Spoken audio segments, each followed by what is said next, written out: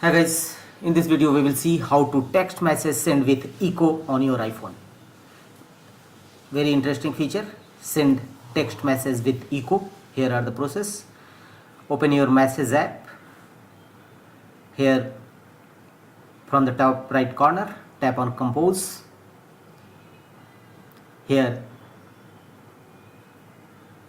choose a recipient name which you want to send text message with echo. Thereafter type message.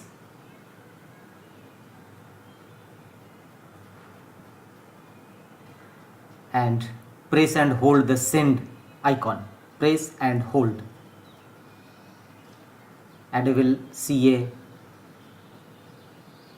this page, send with effect. Tap on a screen and you will see a echo message such type will appear. Simply click on send icon again.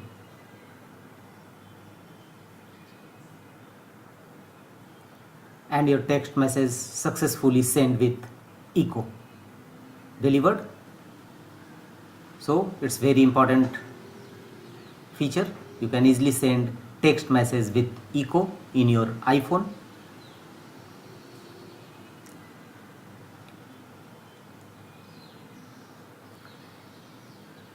And such type of message you will receive, messages sent with echo.